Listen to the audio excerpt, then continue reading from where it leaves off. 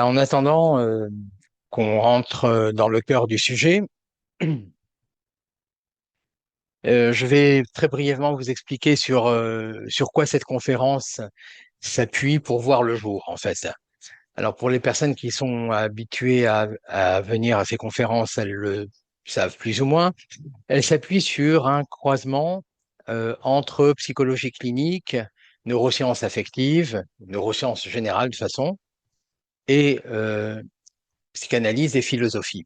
Alors pourquoi cette approche elle est plurielle, pourquoi elle est intégrative? Eh bien parce que pour en tout cas le sujet qui nous concerne ce soir, l'amour ne relève pas d'un seul registre.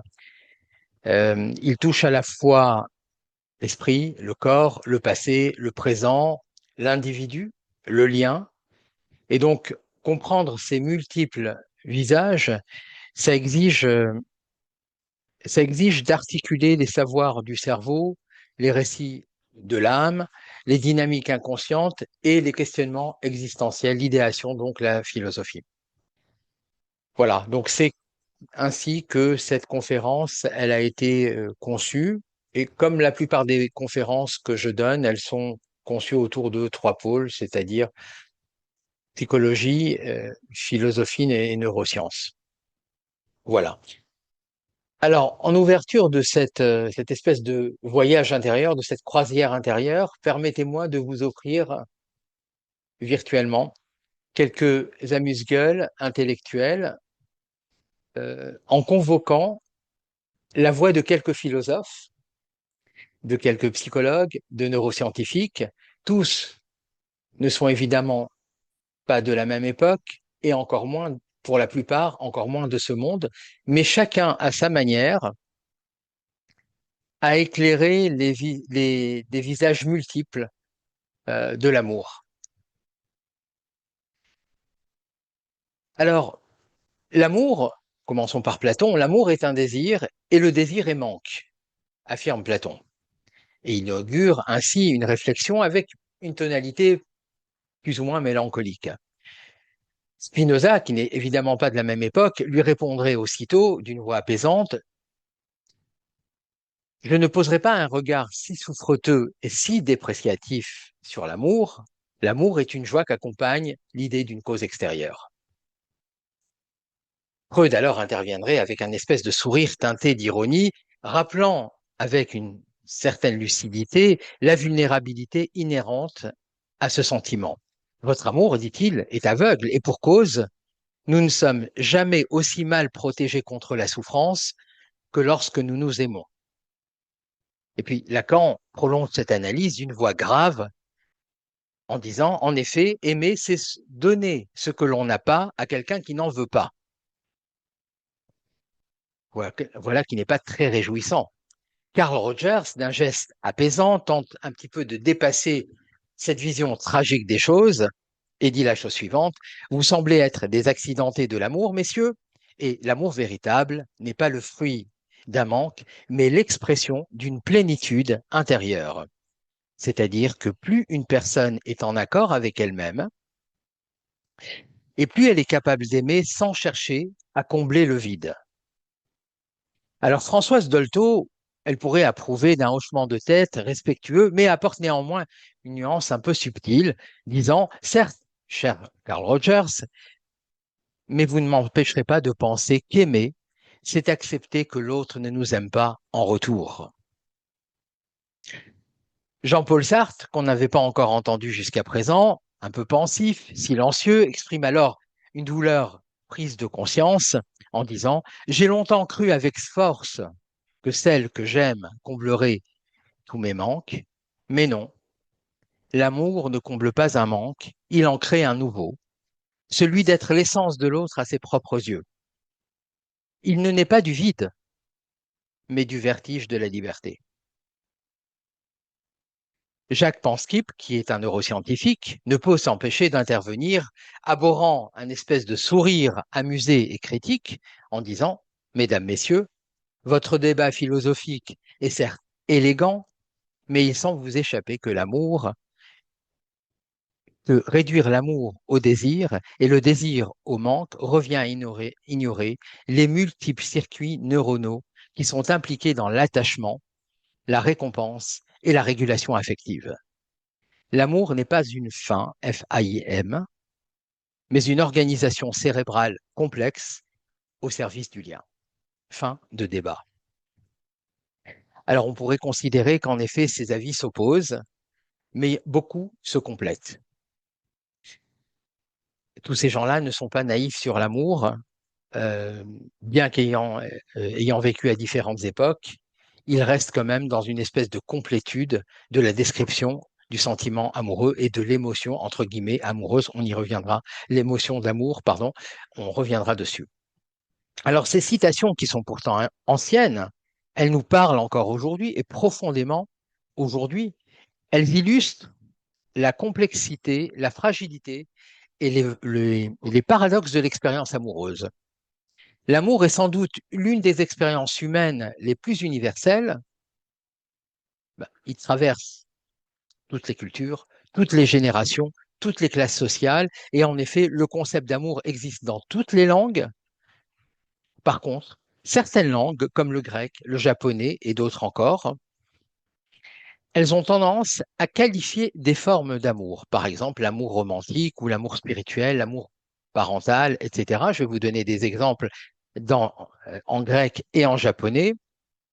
Par exemple, Eros, que vous connaissez tous, c'est l'amour charnel, l'amour érotique, l'amour passionnel. C'est cette espèce d'amour comme un élan vital qui est souvent lié à la beauté.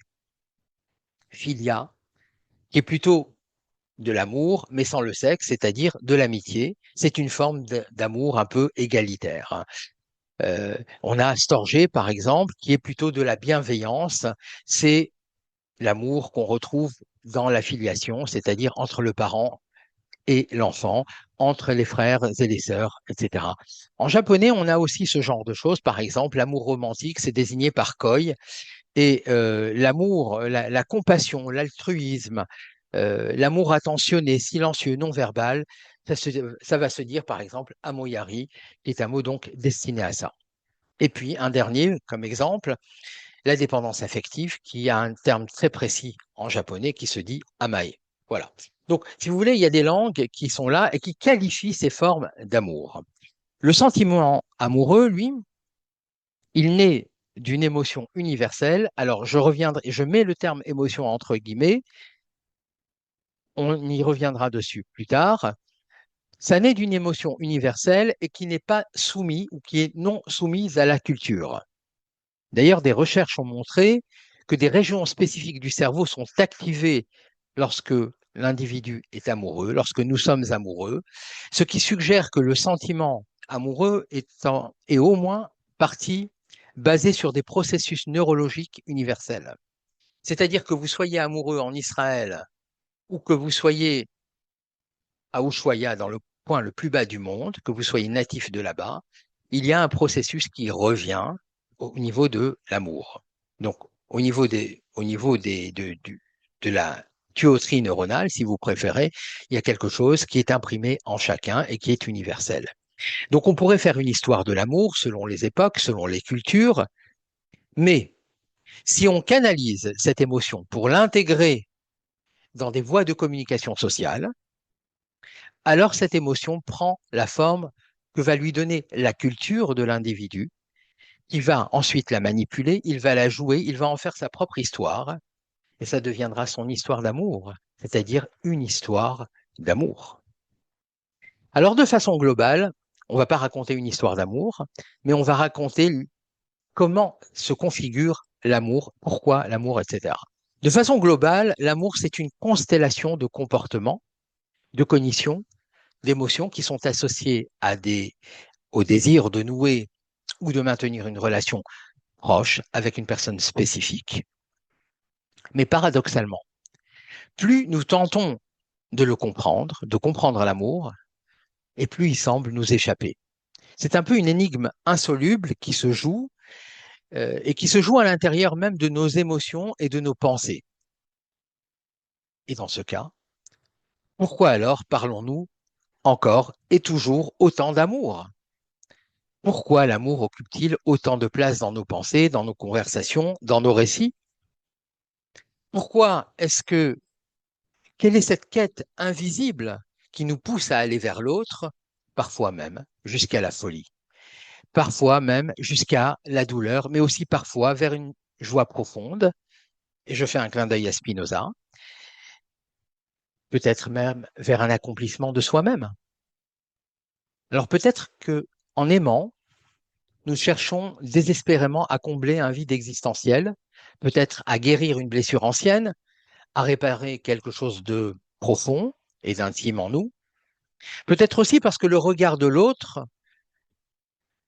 nous espérons enfin que l'autre puisse nous reconnaître. Grâce au regard de l'autre, on puisse exister pleinement et trouver un sens à cette traversée de la vie, parfois chaotique. Peut-être nous adoucit-il cette odyssée parfois tumultueuse qu'est l'existence, mais peut-être aussi pensons-nous que le véritable amour ne peut être orienté que vers l'objet faillible, et j'y reviendrai, et qu'il est par conséquent un leurre vis-à-vis duquel on aime s'illusionner à aimer. L'amour, il commence toujours par un désir intense. C'est une passion dévorante qui est alimentée par une neurochimie complexe. Et d'ailleurs, si on ouvrait un peu le capot, si on ouvrait un peu notre boîte crânienne, qu'est-ce qu'on observerait? Au cœur du désir amoureux, bien, des neurotransmetteurs qui s'agiteraient, qui seraient sécrétés, comme la dopamine, qui est le neurotransmetteur du plaisir et de la récompense, qui va inonder le cerveau, qui va stimuler l'euphorie et l'obsession. Et cette molécule, elle active spécifiquement le circuit cérébral, dit de la récompense, et qui implique principalement deux aires, peu importe si vous les retenez ou pas, mais je vais vous expliquer la suite, la conséquence. Ça active deux aires principalement, l'aire tegmentale et le noyau accumbens, qui sont impliqués dans le circuit de la récompense. Qu'est-ce que ça fait exactement? Eh bien, ça crée une sensation d'intense gratification à la simple pensée ou à la simple présence de l'être aimé. L'ocytocine, qui est un neuropeptide qui est impliqué dans les comportements sociaux, ça, il peut être également libéré lorsqu'un moment est partagé entre deux individus qui est perçu comme émotionnellement gratifiant. C'est-à-dire, en somme, vous êtes assis à la terrasse d'un café avec quelqu'un que vous aimez particulièrement. Vous passez un bon moment à échanger et là, vous avez un plaisir intense. Et donc, c'est cette gratification-là, au moment où il y a cette gratification, c'est le signe qu'il y a de l'ocytocine qui est sécrétée et libérée. Alors, je vous le dis en empruntant un certain nombre de raccourcis, bien sûr, c'est beaucoup plus compliqué que ça, parce que cette libération, elle n'est pas automatique, elle dépend du contexte affectif, des dispositions individuelles et des circuits neurobiologiques qui sont engagés dans la relation. Donc, c'est quand même assez complexe. Mais je vous laisse schématiser. Simultanément, on a également d'autres substances, euh, telles que l'adrénaline, la noradrénaline, qui participent de cette tempête émotionnelle et qui vont intensifier les réactions physiologiques telles que l'accélération du rythme cardiaque, par exemple. Quand on est amoureux, ben on a le cœur qui bat lorsqu'on apprend que l'être amoureux va bientôt arriver ou qu'on parle de lui. D'accord? Il peut y avoir de la transpiration ou encore des sensations de papillons dans le ventre. Et toutes ces hormones de stress, car elles sont des hormones de stress, elles accentuent paradoxalement les sensations d'excitation et d'anxiété et qui rend le désir amoureux à la fois exaltant et à la fois très perturbant. Mais au-delà des mécanismes neurobiologiques, le désir amoureux, il se nourrit profondément de dimensions qui sont psychologiques et existentielles. Freud, d'ailleurs, dans ses travaux psychanalytiques, il nous rappelle que l'amour passionnel, il réactive souvent des désirs inconscients et qui sont refoulés durant l'enfance. Ça réanime des fantasmes anciens ou des blessures d'abandon qui sont non résolues. Et donc, inconsciemment, on cherche parfois dans l'autre une forme de réparation symbolique ou une reconnaissance que nous n'avons jamais encore reçue par nos géniteurs ou nos éducateurs, par nos parents ou éventuellement des membres d'une institution qui nous ont pris en charge parce que nos parents nous ont abandonnés ou ils sont décédés. Stendhal, qui est un écrivain du XVIIIe siècle, époque du romantisme, il rapportait dans un ouvrage intitulé De l'amour une théorie qu'il a intitulée la théorie de la cristallisation.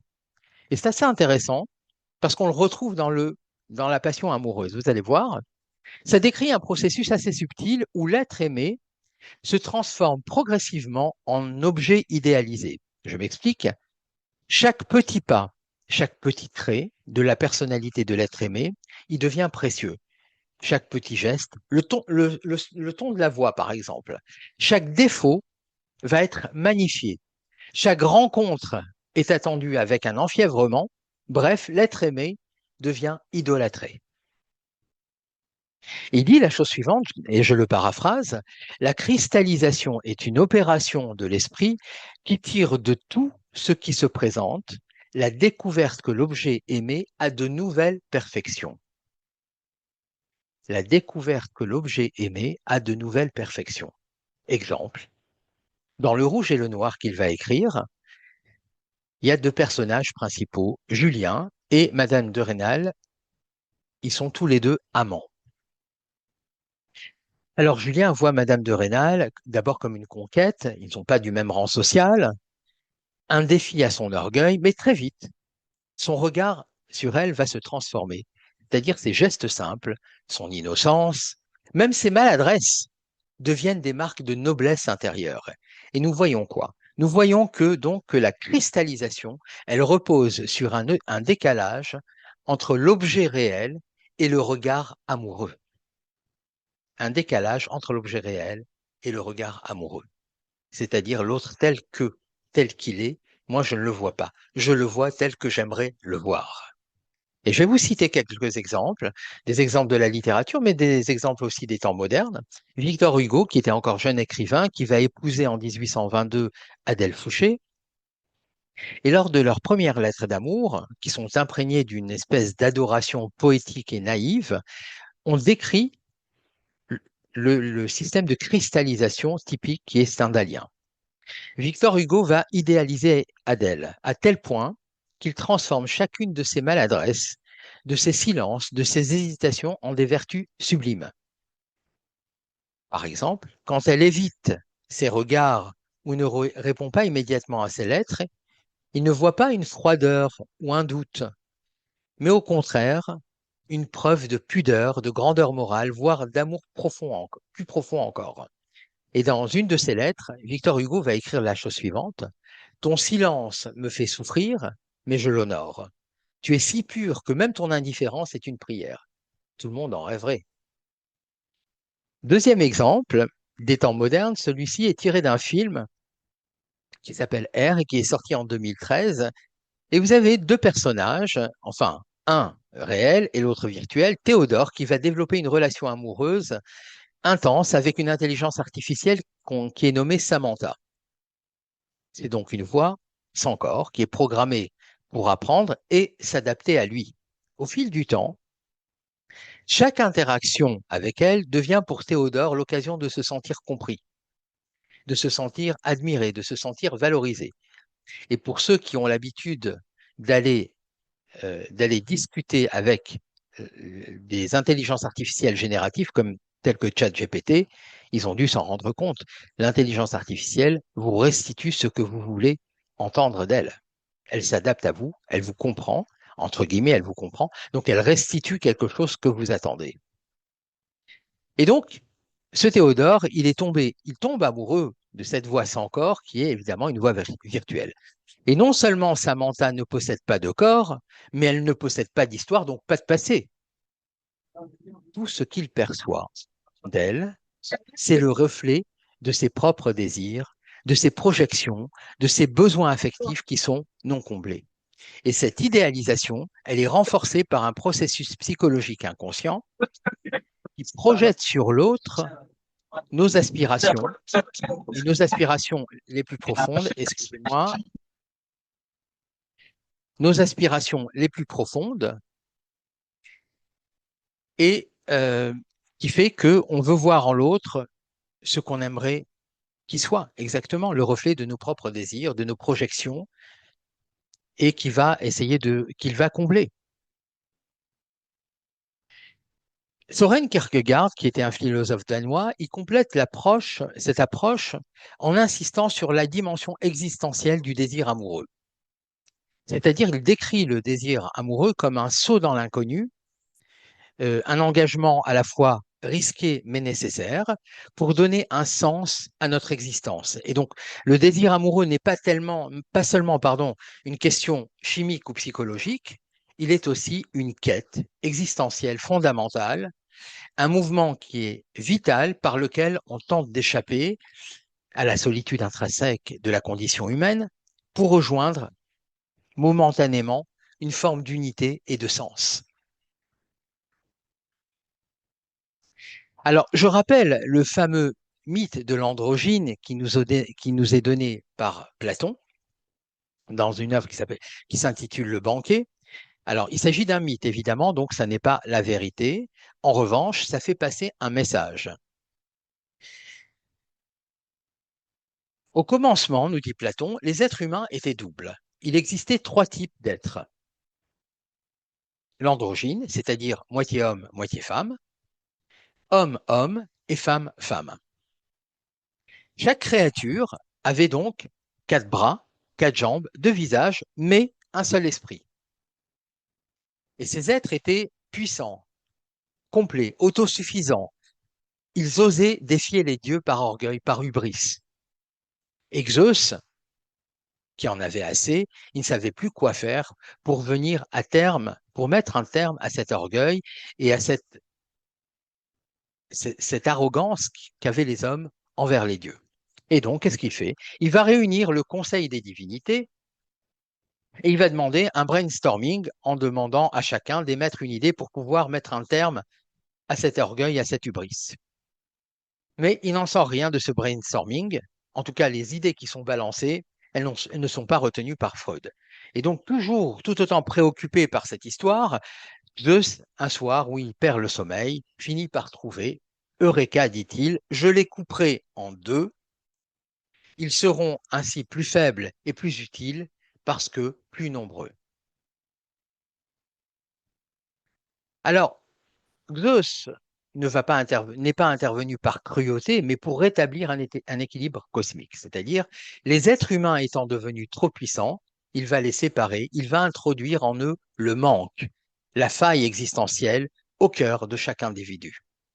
Et depuis cette séparation, je rappelle que c'est toujours un mythe, hein, depuis cette séparation, chaque moitié erre dans le monde en quête de l'autre moitié perdue, et l'amour, selon ce mythe, n'est rien d'autre finalement qu'une tentative de retrouver l'unité primordiale.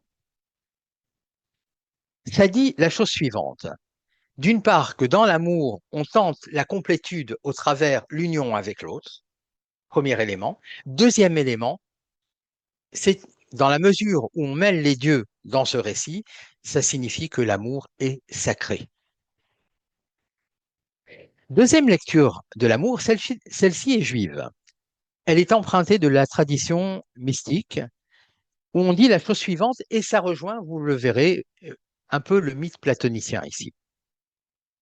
Dans la tradition mystique juive, on considère probablement, beaucoup de personnes connaissent déjà cette interprétation, chaque âme descend dans ce monde et possède une moitié complémentaire, c'est-à-dire une âme sœur, qui est liée à lui ou à elle depuis l'origine.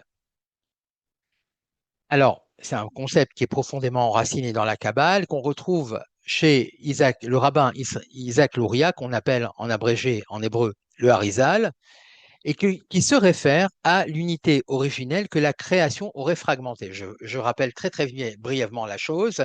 On dit qu'à la création, il y a eu une brisure des vases dont également les êtres ont été brisés et donc séparés de leur moitié.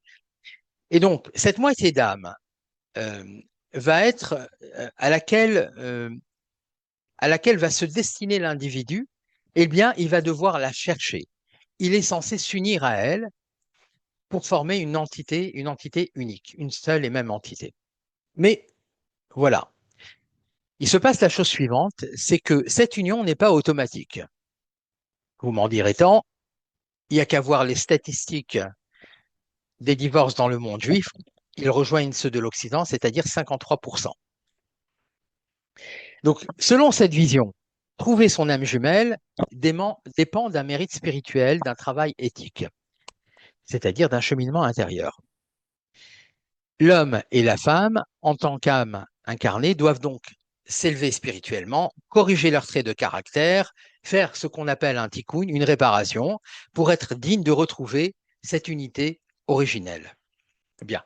Mais si ce mérite n'est pas atteint, encore une fois, je pointe vers les statistiques actuelles, que l'individu ne s'unisse pas à une autre âme, ça n'est pas par punition, mais par expérience éducative, nous disent les commentateurs, ou alors transitoire, qui est destinée à favoriser une évolution intérieure. Et donc ça, cette transition, elle représente en quelque sorte une étape de croissance. Voici ce que nous dit la mystique juive, la Kabbale. Je voudrais vous apporter une lecture psychologique à cette vue mystique des choses, car il y a une vue psychologique dans cette histoire. D'un point de vue psychologique, cette représentation, elle peut être lue comme une métaphore puissante du désir absolu, c'est-à-dire que chacun projette son désir dans la relation amoureuse. Et donc, la quête d'un être qui nous comprendrait intimement, comme s'il était le miroir de notre essence, ça fait partie de la chose. Elle résonne donc avec cette notion platonicienne dont on a parlé tout à l'heure, c'est-à-dire le mythe de l'unité perdue. Mais ça rappelle aussi que l'amour n'est pas seulement une rencontre, c'est une construction. C'est un accomplissement qui engage la totalité de l'être, moralement, spirituellement et psychologiquement. Et donc l'idée de mériter, comme nous le dit euh, la Kabbale ici, la mystique juive, ça renvoie à la notion de responsabilité. Quelle est-elle? Celle de se connaître. Ah, mais connais-toi toi-même, nous dit Socrate. C'est écrit dans le le fronton de Delphes, dans le temple d'Apollon.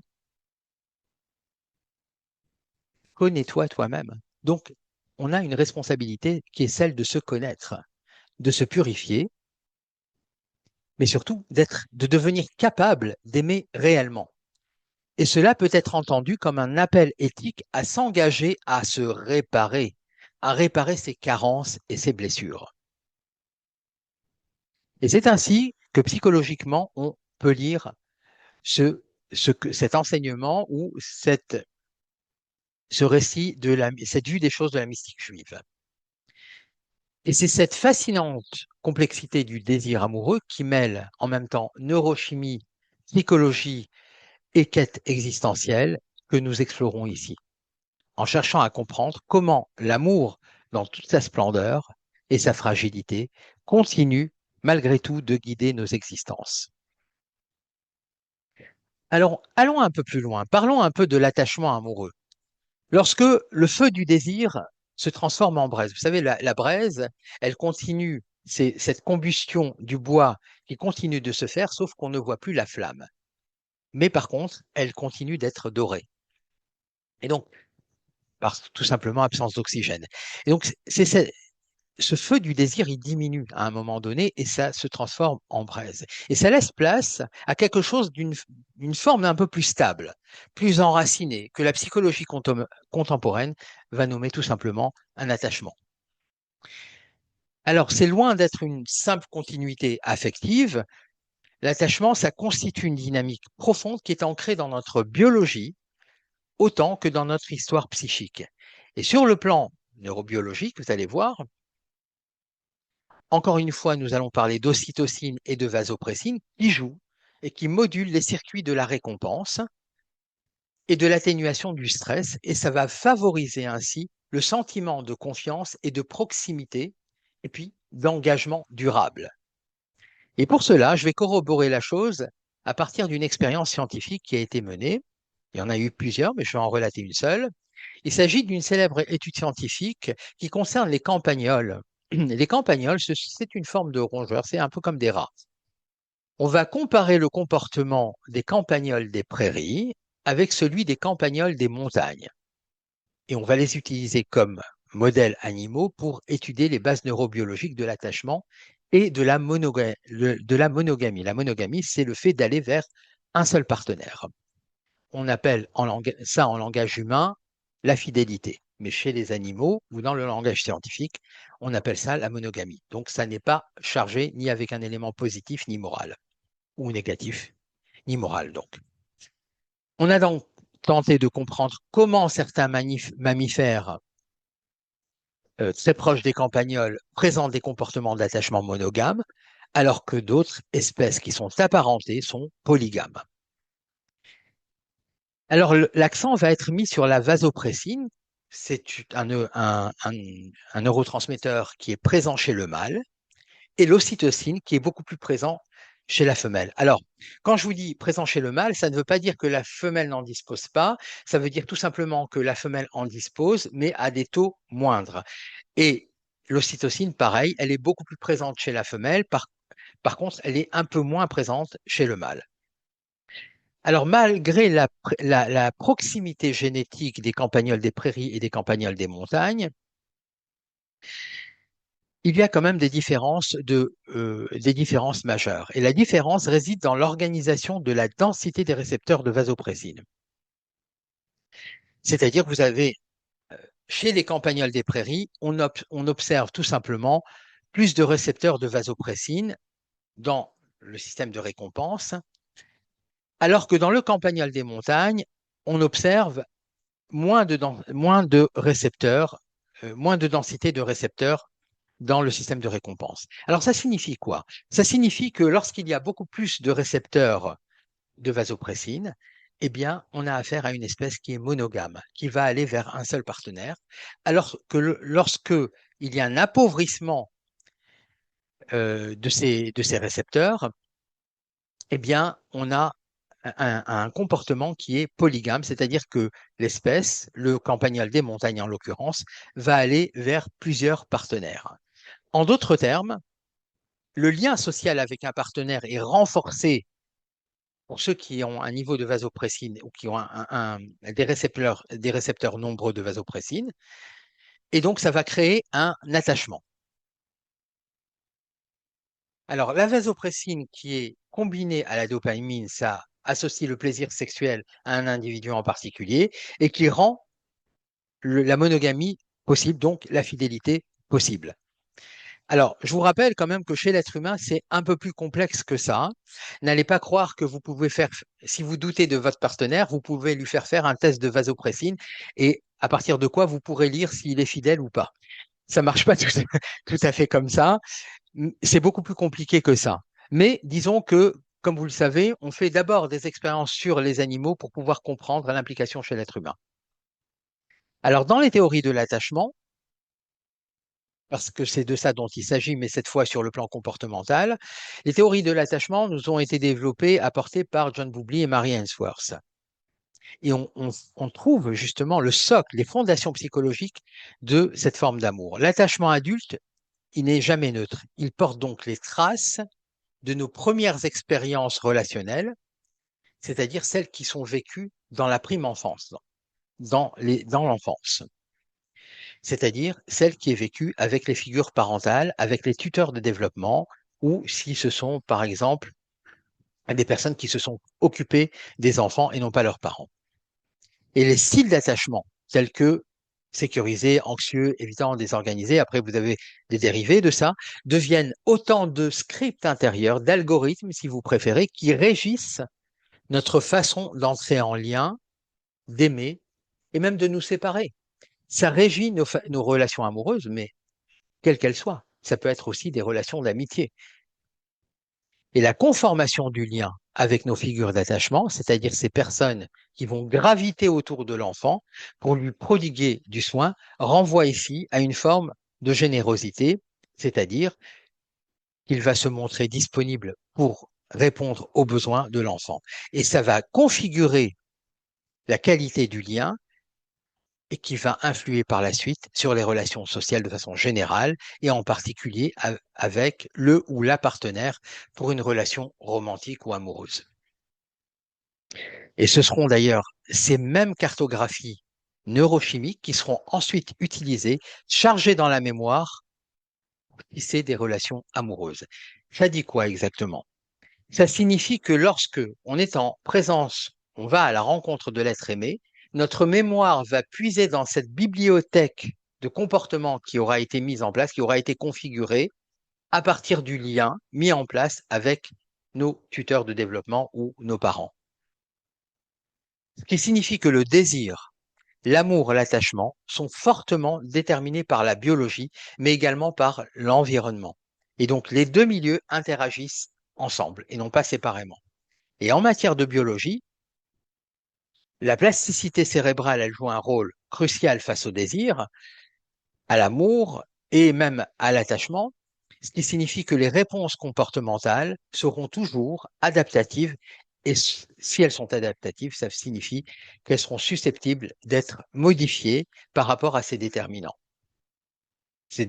biologiques et environnementaux. Donc, ce qui se joue dans la répétition amoureuse, c'est un retour du même, c'est-à-dire une tentative inconsciente de résoudre ce qui fut autrefois douloureux, incompris ou insatisfaisant. Et d'ailleurs, Freud parle en l'occurrence de compulsion de répétition, c'est-à-dire que l'individu, il va revivre sans le savoir un scénario affectif archaïque, espérant inconsciemment y trouver une issue différente. Et donc l'attachement peut être à la fois une force, la force de réparation, et source de répétition pathogène selon qu'on ait conscientisé ou non la chose. La neuroscience affective, quant à elle, elle nous montre que ces modèles d'attachement ne sont pas figés. Et donc la plasticité cérébrale, comme je vous disais, elle permet justement, par l'expérience d'un lien sécure, qu'il soit thérapeutique ou amoureux, de reconfigurer les réseaux de neurones qui sont liés à la peur, à la confiance et à la régulation émotionnelle. Et vous ne pouvez pas le faire en un séminaire de 2 jours ou de 3 mois ou une formation de 6 mois. Ça prend du temps. L'adaptation prend du temps. Elle est fonction de la réalité de l'individu, elle est fonction de son passé, de sa biographie. Donc l'amour devient alors potentiellement un espace de réécriture symbolique et physiologique de notre histoire affective. Qu'est-ce que ça signifie? Sur le plan symbolique, ça signifie que celui ou celle qui a grandi avec des expériences d'attachement insécurisantes, par exemple comme le rejet, comme l'abandon, comme l'insensibilité, comme la négligence parentale, a souvent inscrit dans sa mémoire affective une représentation du monde qui est peu fiable, qui est menaçante, qui est hostile, qui est imprévisible. Or, rentrer dans une relation qui est marquée par une insécurité, par une sécurité émotionnelle, dans une relation qui est marquée par la sécurité émotionnelle, la constance, l'attention bienveillante vient contester justement ces croyances qui sont implicites. Et ça permet de reconfigurer les cartes mentales à ce moment-là. C'est-à-dire à partir du moment où l'autre vous montre patte blanche, il vous montre qu'il est capable de vous aimer et qu'il vous aime et qu'il prend soin de vous, ça vient reconfigurer le lien. Ça met du temps, certes, mais ça le reconfigure tout de même. Et donc, ça reconfigure toutes les cartes mentales du passé, avec plus ou moins de difficultés, plus ou moins de temps. Et donc, dans cette logique, l'amour devient un espace narratif qui est réparateur. Il permet d'inscrire une nouvelle histoire de soi dans laquelle la vulnérabilité ne rime plus avec rejet, mais avec accueil, où le besoin de lien n'est plus une source de honte, mais de reconnaissance. Alors, deuxième élément que je vous ai évoqué, c'est la réécriture physiologique, c'est-à-dire que les réseaux de neuronaux de l'attachement sont très malléables et ils peuvent évoluer au fur et à mesure ou au fil des nouvelles expériences, notamment grâce, encore une fois, à la plasticité cérébrale. Et vous avez tout un tas de régions qui vont être reconfigurées, comme l'amygdale, comme l'insula, etc. Et d'ailleurs, des études en imagerie cérébrale montrent qu'être en présence d'un partenaire qui est aimé, ça va réduire l'activation amygdalienne. L'amygdale, c'est le centre de la peur, n'est-ce pas? Donc, quand un individu est apeuré, l'amygdale est en hyperactivation. Et lorsque l'amygdale est en hyperactivation, Le cortex préfrontal, cette zone-ci, fonctionne beaucoup moins, il est en hypoactivation. Et lui est impliqué dans le contrôle des émotions et dans l'analyse des choses. D'ailleurs, on peut dire que l'amygdale a une fonction inverse du cortex préfrontal, c'est-à-dire quand il y en a un qui est en hyperactivation, l'autre est en hypoactivation. Alors, lorsqu'on croise ces deux niveaux, physiologique et symbolique, on peut dire que l'amour agit comme une matrice de transformation de soi, tout simplement. Il ne s'agit pas d'un simple soulagement passager, mais d'un processus qui est structurant, qui est capable de réparer des blessures anciennes, telles que l'abandon, telles que la trahison, telles que la dévalorisation. Ça peut réactiver même des potentiels émotionnels qui étaient enfouis, comme la confiance qu'on avait perdue, la joie qu'on avait perdue, l'engagement. Ça peut réveiller tout ça. Ça peut créer des nouveaux circuits neuronaux qui visent à stabiliser l'individu. Et en cela, l'amour, lorsqu'il est secure, quand il est incarné, il est mutuel, il devient un lieu de reconstruction identitaire. C'est même une pédagogie de la tendresse, c'est une expérience corrective de ce qui fut manqué ou mal inscrit. Tout ceci est très joli, n'est-ce pas? Mais voilà, il y a aussi l'illusion amoureuse. L'amour est aussi indissociable de l'illusion. Ce qui faisait dire d'ailleurs à Lucrèce, Lucrèce est un poète et philosophe du 1er siècle après Jésus-Christ, il disait dans une œuvre un peu poétique qui s'intitule De la nature des choses. C'est une œuvre qui est épicurienne et qui vise à libérer l'humanité de la peur, de la superstition par la connaissance rationnelle. C'est une œuvre absolument passionnante. Elle est un peu compliquée parce qu'elle est écrite sous forme poétique. Il dit la chose suivante, la passion aveugle les amants et leur montre des perfections qu'ils n'ont pas. C'est un peu, dit en des termes plus prosaïques, l'emballage de la pochette surprise qui, par son esthétique, nous fait imaginer qu'elle y renferme des contenus extraordinaires. Mais on n'est là que dans la fantasmagorie. Ça commence presque toujours dans ce qu'on appelle une méprise féconde, c'est-à-dire une confusion où l'autre est investi de qualités que souvent il ne possède pas. Et ce mécanisme projectif fait de l'amour une construction fantasmagorique autant qu'une rencontre réelle. Alors, je donne un exemple pour ça. Julie, qui est une jeune femme de 34 ans, elle a un coup de foudre pour Alexandre qu'elle rencontre lors d'un vernissage.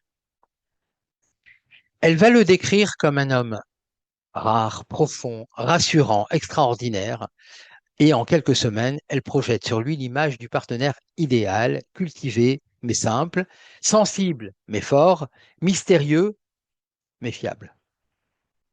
Très vite, Julie s'engage pleinement dans la relation. Elle imagine d'ailleurs un avenir commun avec lui. Elle se surprend à consulter des annonces immobilières, à rêver d'enfants, et elle se dit enfin prête à poser ses valises. Alexandre, de son côté, il reste silencieux, il est avare de démonstrations, parfois même distant, et Julie va interpréter cela comme une forme de profondeur intérieure, voire de pudeur artistique. Ça nous rappelle la cristallisation, n'est-ce pas? Mais au fil des mois, des incohérences vont apparaître. Alexandre s'absente plusieurs jours, il ne prévient pas, il ne répond pas toujours aux messages, il évite systématiquement les sujets intimes, et Julie commence à se sentir anxieuse, insatisfaite, confuse. Je ne comprends pas, qu'est-ce qu'il a? Il n'était pas comme ça avant. En thérapie, elle va se confier et elle va dire la chose suivante. J'ai l'impression d'aimer un homme que je ne connais pas vraiment. Tout ce que je trouvais charmant chez lui, son silence, sa réserve, son côté insaisissable, nébuleux, aujourd'hui me pèse, m'inquiète et m'isole. Alors, le travail thérapeutique va révéler que Julie a investi Alexandre comme une antidote à sa peur de l'abandon, qui était profondément ancrée en elle depuis l'enfance. Elle a projeté sur lui le modèle idéalisé du protecteur silencieux, mais c'est une figure imaginaire qu'elle a construite de toutes pièces pour calmer son angoisse affective et ancienne. Qu'est-ce qu'on observe? On observe que Julie n'a pas aimé Alexandre tel qu'il est, mais qu'elle avait besoin qu'il soit. Elle a projeté sur Alexandre des qualités qu'il incarnait symboliquement, mais qu'il ne possédait pas réellement. L'emballage était très séduisant, le vernis culturel, le calme, le mystère, mais le contenu réel n'était pas celui attendu. Ce qu'elle a commandé n'était pas ce qui lui a été livré. Et voilà comment le regard peut se teinter d'illusions, et c'est pourquoi on observe un fossé entre ce que voit Julie et ce qu'Alexandre est dans la réalité. Et toujours dans le prolongement de cette illusion amoureuse, si nous devions davantage corser les choses, nous dirions qu'il n'existe pas de complémentarité, pardon de décevoir, il n'existe pas de complémentarité totale entre deux êtres, mais seulement un ajustement précaire entre deux subjectivités en quête d'altérité. En d'autres termes, je dis la chose suivante. Dans la réalité psychique, il n'existe pas de fusion parfaite. Il n'existe pas d'union totale ou d'accord complet entre deux individus. Donc, l'âme qu'on a séparée de son entité originelle et qui cherche l'autre et qui va la trouver et qui vont s'unir dans une symbiose absolument parfaite, c'est du leurre. On peut tendre vers cela, mais on n'y arrive jamais. C'est ce que nous dit Platon aussi. C'est on tend vers le mythe de l'unité, mais que de temps passé à chercher la bonne personne. Donc, contrairement au fantasme platonicien des âmes sœurs séparées qui cherchent à se réunir, il n'y a pas de rapport naturel, organique, parfaitement ajusté entre les sexes ou entre deux sujets. Et chacun reste radicalement autre pour l'autre. Et cette altérité ne peut jamais être totalement abolie. Il y aura toujours une part d'incompréhension, de projection et d'attente non comblée. Et pour vous l'énoncer de façon plus prosaïque, nous sommes environ 8,2 milliards d'individus, si je m'en compte sur les statistiques, 8,2 milliards d'individus sur Terre. Il existe 8,2 milliards d'ADN différents, donc 8,2 milliards de manières, de façons de voir la pluie, d'aimer un regard ou de définir le bonheur. L'illusion, c'est de croire qu'on pourrait un jour vraiment se fondre l'un dans l'autre. Et pourquoi? Eh bien, parce que chaque personne porte en elle une subjectivité singulière, qui est forgée par son histoire infantile, par ses fantasmes, par ses blessures, par cette part inconsciente dont il hérite et qu'il continue de développer. Et lors d'une rencontre amoureuse, ce ne sont pas deux êtres complets qui s'ajustent comme des pièces de puzzle, mais deux modèles intérieurs avec leurs arrière-mondes qui tentent tant bien que mal de cohabiter. Et l'ajustement, lui, il est précaire parce qu'il repose sur de la méconnaissance de soi, sur des malentendus, sur des compromis, sur des interprétations, sur des incompréhensions de l'autre. L'altérité, elle reste irréductible. On n'aime jamais l'autre en tant qu'il est, mais en tant qu'il est investi symboliquement de nos fantasmes, de nos désirs, de nos manques, etc. Et si on se basait sur un exemple, et je vais vous en énumérer un autre, Claire qui rencontre Thomas lors d'une conférence, par exemple, il est calme, posé, attentif, etc. Elle le trouve immédiatement rassurant, solide, stable, tout ce qu'elle dit avoir toujours cherché chez un homme. Mais très vite, elle s'attache, le projette comme futur partenaire de vie, elle raconte cette jolie histoire à ses amis, et elle dira la chose suivante, avec lui, je me sens totalement, ou je me sens enfin apaisé. Mais ce qu'elle ne réalise pas encore, c'est que Thomas n'est pas exactement celui qu'elle croit aimer, elle projette en lui un idéal qui est construit à partir de son besoin de sécurité et qui est issu de son histoire familiale. Dans l'enfance, Claire a grandi avec un père impulsif, instable, parfois violent, et depuis, elle associe le calme, la sécurité, et elle cherche inconsciemment à réparer cette insécurité qui lui a fait défaut dans l'enfance à partir du lien amoureux. Alors, Claire n'aime pas Thomas pour ce qu'il est encore une fois, mais pour ce qu'il vient symboliquement réparer en elle, c'est-à-dire un vide, une peur, un chaos affectif ancien. Elle va interpréter son silence comme de la sagesse, sa distance comme de la profondeur, mais Thomas est quelqu'un de réservé en réalité. Il est plutôt évitant sur le plan émotionnel. Et lorsque la relation avance, Claire s'agace, s'agace qu'il ne s'ouvre pas davantage. Elle dit qu'il ne lui parle jamais suffisamment de ce qu'il ressent. Et elle se sent à nouveau seule et l'illusion se brise. Donc, l'ajustement, lui, il est précaire, c'est-à-dire que Claire et Thomas sont rapprochés sur une base d'attente implicite, de projection mutuelle, mais ils ne se connaissent pas réellement l'un et l'autre. Thomas n'est pas celui que Claire voulait qu'il soit. Elle a aimé une image, elle a aimé un miroir, elle a aimé une image, un miroir de ses blessures, et non pas une personne pleinement reconnue dans sa différence. Donc, lorsque Lacan affirme qu'il n'y a pas de rapport sexuel, il dit la chose suivante, il n'y a pas de formule symbolique stable, pas de règles ou d'équations qui garantissent l'harmonie entre deux sexes, deux désirs, deux positions subjectives.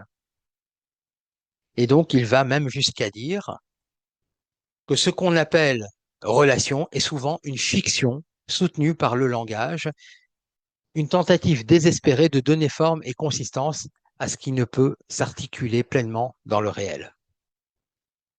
Alors, pour mieux comprendre cette image, imaginez-vous deux voyageurs qui parlent deux langues différentes. Donc, ils cherchent à se comprendre, peut-être même à s'aimer ou à se toucher. Ils peuvent s'approcher, ils peuvent s'entendre partiellement, apprendre quelques mots l'un de l'autre, mais une traduction parfaite restera toujours hors d'atteinte. Ce qu'ils peuvent espérer, c'est un ajustement fragile, une espèce de cohabitation sincère, certes, mais toujours incomplète. Et vous pourriez dire, alors à quoi bon s'illusionner? Mais oui, mais l'illusion amoureuse, elle a son importance, parce qu'elle est constitutive de l'élan du cœur. Elle permet la rencontre, elle ouvre l'imaginaire, elle va féconder l'expérience. Mais elle devient problématique lorsqu'elle se fige, lorsqu'elle refuse la déception, c'est-à-dire la chute de l'idéal. Or, cette désillusion, elle est inévitable. Elle marque souvent la fin d'une phase fusionnelle, mais le début d'un véritable amour. Winnicott, d'ailleurs, il parlait de la capacité d'être seul en présence de l'autre, c'est-à-dire une invitation à dépasser le besoin de complétude. Pour faire quoi? Pour entrer dans une relation beaucoup plus mature, où chacun conserve son altérité, sa spécificité, sa liberté, mais en même temps sa part d'ombre. Et sur le plan cognitif, la désillusion qui marque la fin de ces projections, la fin de cette suprématie de l'imaginaire sur le réel, c'est aussi un processus d'actualisation. C'est-à-dire que le cerveau, il se met à jour quelque part. C'est ce qu'on appelle l'autoréférence. C'est-à-dire vous avez des zones du cerveau qui sont impliquées dans le processus réflexif, c'est-à-dire lorsque nous pensons à nous-mêmes, lorsque nous agissons pour nous-mêmes. Et ça se réactive, ça se met à jour progressivement et ça permet justement une vision plus réaliste du monde, en tout cas, une plus réaliste de l'altérité et ça évite, il y a moins de regards biaisés sur l'être aimé. Donc, l'amour vrai n'est pas la quête chimérique d'un être sans faille, sans défaut, mais la rencontre authentique avec l'autre et l'acceptation lucide de ses imperfections. Et ce n'est que dans ces conditions que se tisse la toile, une toile robuste et résiliente d'une affection durable. L'acceptation des défauts, ça ne signifie pas évidemment une approbation inconditionnelle, mais il est primordial qu'une personne nous convienne fondamentalement, que ses valeurs soient en correspondance avec les nôtres, que nous la trouvions physiquement à notre goût, avant même d'envisager d'embrasser ses imperfections. Et c'est sur ce socle de la compatibilité et de la reconnaissance mutuelle que se construit une affection profonde. Alors, l'amour, c'est peut-être finalement une alliance éclairée avec la réalité de l'autre, l'autre étant l'incarnation même de la différence.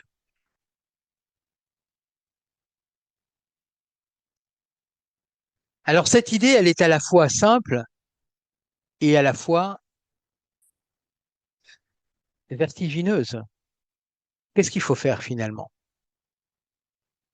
Eh bien, il faudrait peut-être apprendre à aimer. Et c'est peut-être ce qui nous fait cruellement défaut, sachant qu'il n'y a même pas d'école pour apprendre à aimer. Et cette idée d'apprendre à aimer, elle a été formulée par un psychanalyste des années 50 qui s'appelle Erich Fromm. Erich Fromm va sortir un bouquin intitulé L'art d'aimer. C'est un peu, ça va à contre-courant des mythes romantiques et de l'idée d'un amour comme miracle et spontané. Il va affirmer que l'amour n'est ni une émotion passive que l'on subit, ni une chance que l'on rencontre, mais un art que l'on acquiert et une capacité humaine que l'on cultive. Et avec une pointe d'ironie, il écrit la chose suivante. Deux personnes se rencontrent, elles s'évaluent mutuellement, elles évaluent leurs atouts et décident de s'échanger. Mais bon, cette formule, elle est consumériste. Et encore plus dans les relations modernes, où l'amour devient une espèce de transaction narcissique qui est fondée sur la rencontre réelle de l'autre, mais non pas, pardon, sur la rencontre réelle de l'autre en tant qu'il est une altérité, c'est-à-dire en tant qu'il est foncièrement différent de soi, mais sur la projection de soi et la recherche d'un bénéfice affectif. Et un tel amour n'est qu'une illusion de lien. Pourquoi? Parce que tout simplement, il nie l'altérité et il instrumentalise la relation. Or, pour Fromm, l'amour véritable ne commence que par la quête de la bonne personne, ne commence pas, pardon, par la quête de la bonne personne. Excusez-moi du lapsus. Il ne commence pas par la quête de la bonne personne, mais par le travail intérieur pour devenir une personne capable d'aimer.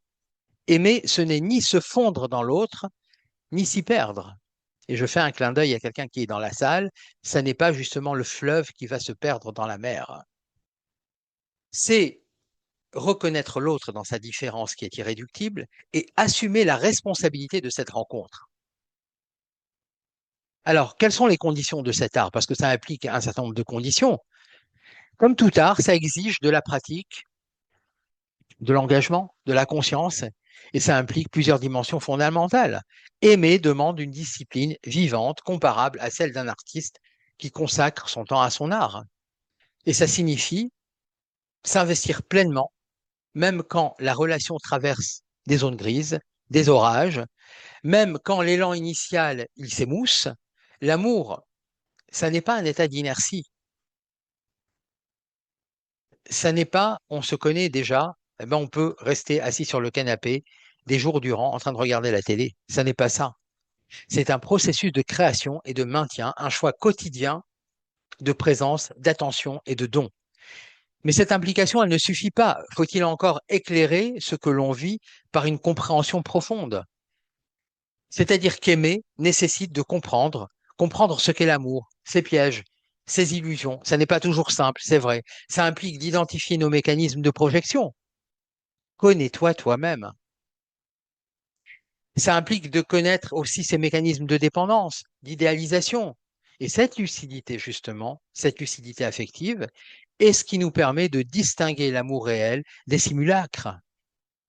Et pour aller encore plus loin dans cette lucidité, un autre pilier s'impose, qui est, comme l'artiste connaît ses outils, aimer suppose de bien se connaître, connaître ses besoins, ses limites, ses vulnérabilités, ses désirs profonds, et cette introspection, elle protège de la projection excessive. Mais il s'agit aussi d'entrer dans l'univers de l'autre, c'est-à-dire comprendre ses blessures, ses aspirations, ses langages affectifs. Aimer, c'est comprendre sans juger, c'est-à-dire accueillir sans corriger, sans vouloir corriger. Et comme le dit la maxime de la Bible d'ailleurs, tu aimeras ton prochain comme toi-même. Mais aimer son prochain comme soi-même, ça signifie accepter l'autre dans sa différence, le tolérer tel qu'il est, et non pas faire de sa différence un objet d'accusation et de polémique. Aimer, c'est laisser l'autre libre sans s'effacer soi-même. Et ça nous conduit donc à un troisième aspect qui est souvent négligé mais essentiel, c'est-à-dire la créativité. L'amour ne peut se figer dans des automatismes, il réclame donc de la créativité vivante. Excusez-moi, qu'est-ce que ça signifie? C'est une capacité à se renouveler dans l'expression du lien. Et ça passe par 1000 gestes subtils. Un regard complice, un toucher de main, un silence qui accueille, une attention improvisée, un humour partagé. Dire je t'aime en fait partie, mais ce n'est ni la seule, ni nécessairement la plus fréquente. Ceux qui aiment savent que l'amour, d'ailleurs, ne se mesure pas au nombre de déclarations, mais à la qualité de la présence. Or, cette parole de je t'aime, elle n'est pas anodine non plus. Elle est ce qu'on appelle un performatif. Elle ne décrit pas seulement un état, elle le produit. Dire je t'aime, c'est faire exister l'amour dans le langage. C'est rendre la chose, le sentiment réel, le faire advenir. L'amour par cette parole, ça actualise le sentiment. Mais il existe bien d'autres façons d'exprimer l'amour que de le dire. Et ça suppose une souplesse relationnelle et une capacité à s'adapter à ce que l'autre devient. D'où un enjeu vital qui en résulte. Car aimer, c'est aussi accepter que l'autre change. Et il va changer. Et il change parce qu'il est vivant. L'être humain est en transition permanente, devient qui tu es, n'est-ce pas? On devient tout le temps, en permanence. Il est impossible de prendre une photo de soi. Il grandit, il doute, il se réinvente. L'amour aussi doit évoluer avec cette mutation. Il ne s'agit pas de juger cette évolution. Voilà ce que tu étais et voilà ce que tu es devenu de façon négative. Pas du tout. Mais de toute façon, tu deviens tout le temps. Il faut donc reconnaître ce changement et composer avec. Et ça exige non pas une soumission, mais une capacité à se transformer avec l'autre. C'est-à-dire, il y a une coévolution constante. Et donc, aimer, ça devient alors une espèce de danse silencieuse, une danse fluide et parfois même chaotique, où chacun ajuste ses pas à ceux de l'autre, des pas parfois irréguliers, parfois humains, et c'est cette adaptation qui fait qu'on est vivant, mais qui doit être réciproque. Or, lorsqu'on cesse de vouloir ou de pouvoir s'ajuster, excusez-moi, lorsqu'on cesse de vouloir ou de pouvoir s'ajuster, ce n'est pas seulement la relation qui s'immobilise, c'est l'élan vital du lien qui s'éteint. Ce qui ne s'adapte plus meurt. C'est vrai à l'état cellulaire, c'est vrai pour toutes les espèces, parfois symboliquement, parfois concrètement dans la solitude, dans le repli ou même dans la séparation. Mais pour pouvoir entrer dans cette danse, faut-il encore se reconnaître imparfait et ça nécessite une certaine humilité. Reconnaître qu'on ne sait pas tout, qu'on est prêt à apprendre, à se remettre en cause, et l'humilité, c'est pouvoir dire j'ai eu tort, je suis désolé, et adhérer sincèrement à ce qu'on dit. Mais aimer, c'est aussi oser se montrer vulnérable, et c'est cette vulnérabilité partagée qui rend la connexion profonde et authentique. C'est oser tout simplement être vrai, sans masque, sans persona. Et c'est ainsi que l'on donne à l'autre, d'ailleurs, l'espace pour aimer, pour nous aimer véritablement. Et cette vérité de soi, elle mène à une dernière dimension. Aimer, c'est savoir être seul tout en étant avec. C'est garder son centre. C'est résister à la fusion aliénante. Chacun doit pouvoir rester lui-même, préserver son identité, ses passions, ses amitiés, ses projets. L'amour ne doit pas être une béquille existentielle, mais une nourriture réciproque entre deux libertés qui sont enracinées. Et lorsque la fusion devient dépendance, que l'autre devient le seul garant de notre sécurité affective, eh bien le lien se transforme en attache et l'amour en anxiété. Et je vous laisse imaginer ce que peuvent être ce type de comportements tonitruants. Non seulement tonitruants, mais étouffants. Et comme l'écrivait Saint-Exupéry, aimer, ce n'est pas se regarder l'un et l'autre, c'est regarder ensemble dans la même direction ou dans des directions, dans une seule et même direction. Et aimer, ce n'est pas attendre que l'amour nous sauve, c'est apprendre à aimer chaque jour dans le réel, avec l'autre, contre les illusions et avec l'espérance. Et parfois, l'amour devient pathologique. Vous avez des formes d'amour qui sont malades, qui masquent souvent les liens sous forme de domination, de compensation, comme l'amour symbiotique où deux êtres vont se fondre pour fuir la solitude, au prix même de leur individualité. Vous avez aussi l'amour narcissique où l'autre est aimé comme le prolongement de soi et non comme un être distinct. On aimerait voir en l'autre notre clone parce qu'on a peur de la différence. Et la dépendance affective où aimer devient posséder, se rassurer, exiger, être jaloux, etc. Et ces formes d'attachement dévoyées se développent dans les sociétés qui sont rongées par la sécurité intérieure, l'insécurité intérieure, la perte du sens collectif et une difficulté à se sentir digne d'être aimé sans condition. Alors, il est vrai qu'aimer véritablement, c'est faire un pari existentiel, celui que l'autre mérite d'être connu, respecté, aimé, malgré ses limites, malgré la peur et malgré l'incertitude. Il ne s'agit pas ici d'une foi religieuse, mais alors pas du tout, mais tout simplement de confiance dans la valeur intrinsèque de la relation humaine. Donc cette vision, elle résonne aujourd'hui dans la psychologie contemporaine, c'est-à-dire que les approches qui sont fondées sur l'intelligence émotionnelle, la communication non violente, la théorie de l'attachement secure ou encore les thérapies qui sont centrées sur la compassion montrent que l'amour est une compétence émotionnelle et relationnelle que l'on peut développer tout au long de notre existence.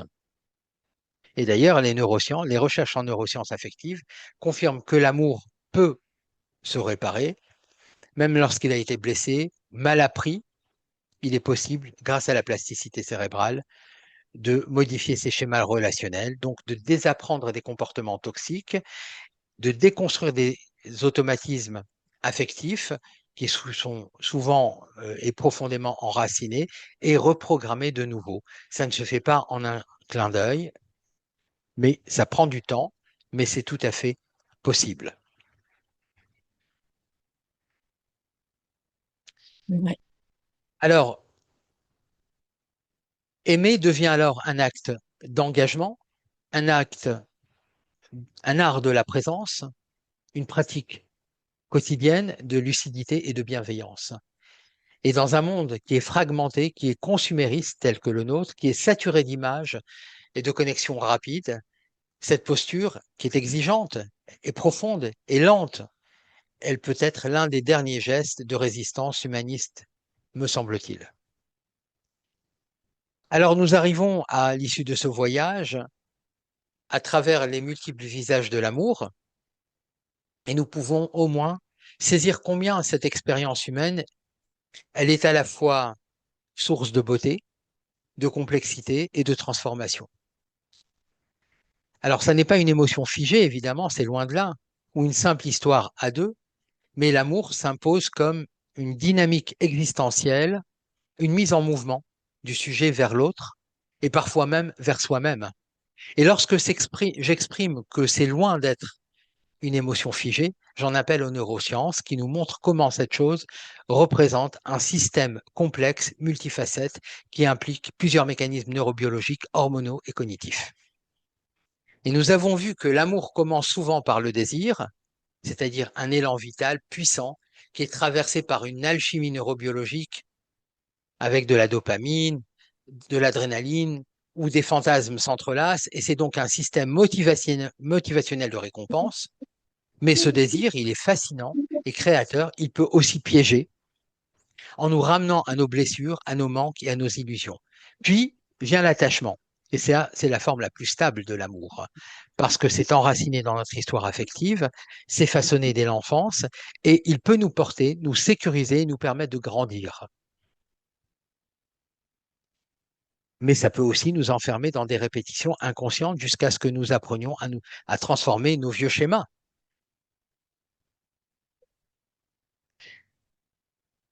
L'amour, elle se teinte alors d'illusions, de projections, d'idéalisation, d'attentes irréalistes, mais ce brouillard affectif, il n'est pas à condamner. Il est à reconnaître et il faut le traverser. Car l'illusion, si elle est nommée, peut devenir une porte vers la lucidité, vers un amour plus libre, plus vrai, plus incarné. Et lorsque ces étapes sont traversées avec une certaine conscience, alors l'amour devient une transformation et il cesse d'être un lieu de fuite ou de besoin pour devenir un espace de responsabilité, de maturité relationnelle. Aimer, alors, ce n'est plus posséder, ni fusionner, mais accueillir. C'est donc choisir d'être présent à l'autre sans prétendre le résoudre ni s'y fondre. Et en ce sens, cela revient à accepter la condition, la complexité de la condition humaine. Et si aimer était au fond l'un des derniers espaces de vérité, de résistance intérieure dans un monde tel que celui que nous vivons, c'est-à-dire qui est saturé d'artifices et de performances, alors je vous renvoie à la question. Et ainsi se clôt notre parcours, non sur une définition de l'amour, parce que j'ai l'impression tout de même qu'il échappe à toute définition fixe, mais sur une invitation à le vivre avec plus de lucidité, de profondeur, d'humanité et de joie. Je vous remercie infiniment.